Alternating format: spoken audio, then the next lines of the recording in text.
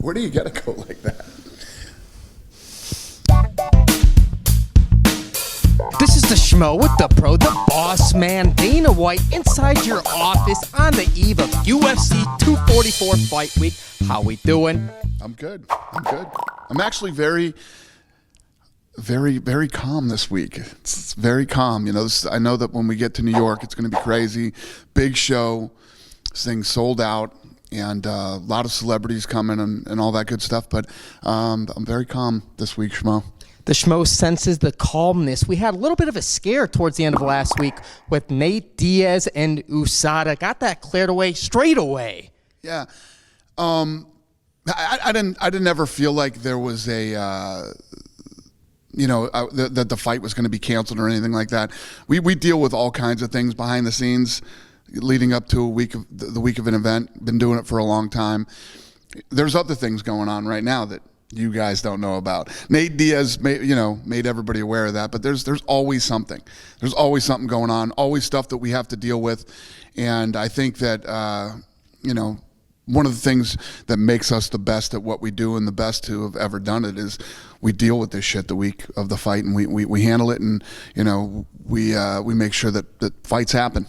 Is it safe to say Nate Diaz is changing the USADA process? Maybe some guys like Sugar Sean O'Malley who haven't gotten the fair end of the stick? No, this has been going on for a long time. It's the Sugar Sean O'Malleys and these other guys that made it possible for the Nate Diaz fight to happen. I mean, if it wasn't for the stuff that had happened, leading up to this, we wouldn't even have known about, that these kind of things happen. But it's all a learning process with this tainted supplement and drug testing and all this shit. It's been tough. But if you look at the USADA program, it has absolutely positively cleaned up the sport. Let's transition. When are we going to see the Khabib Nurmagomedov Tony Ferguson fight? Is that the fight to make? What's holding that up? Yeah, nothing's holding it up. It's the fight is in the process of being made, and it's obviously the next fight to make, so it will happen. Q1 of 2020? Yeah. Excellent. Now, speaking of Q1 2020, Conor McGregor just had this press conference over there in Russia announcing his return January 18th in Las Vegas. Is it safe to say we're going to be having another fight card in Las Vegas in January? Yes, we will have a fight card. We got to get it done.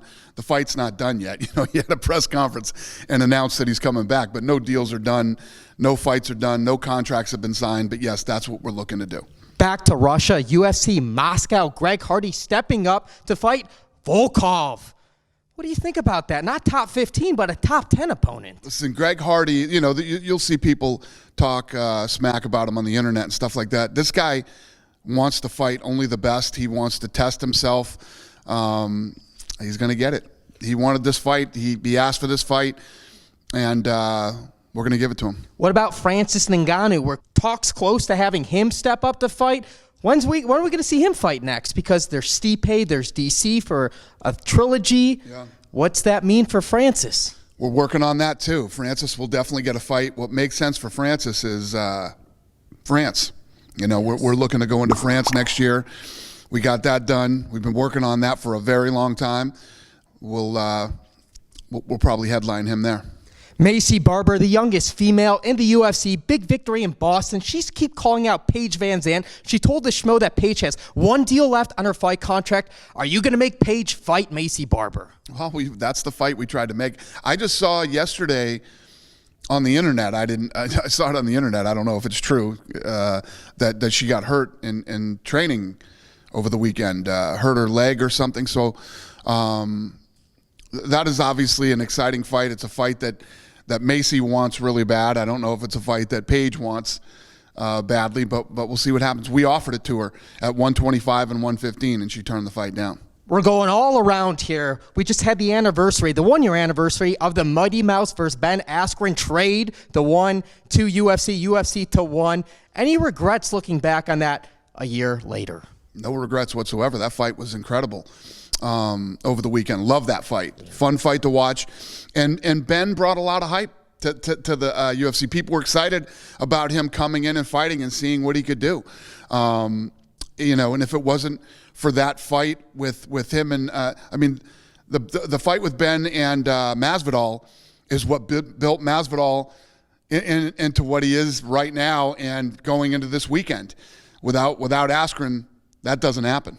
Is it safe to say his next fight is for that UFC future contract, Ben Askren? Ben Askren, I don't know. You know, I haven't talked to him since the fight.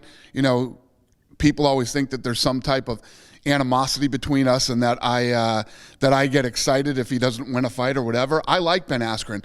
I like what Ben Askren has brought to the UFC, you know, in the 3 fights that he's been here, and we'll see what's next for him. To the middleweight championship, Paulo Costa versus Israel Adesanya. Is that fight going to happen? What's holding that up? Is there truth to any rumors to Paulo Costa being injured? Yeah, he had surgery on his bicep, so he's out for 8 months. But we are working on something else with Israel right now.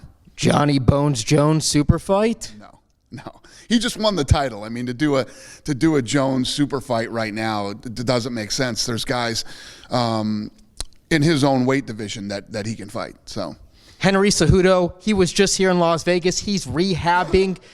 If he vacates the flyweight title, what's that mean for the future of that division? I don't know. We have to see how that whole thing plays out with him and what he wants to do.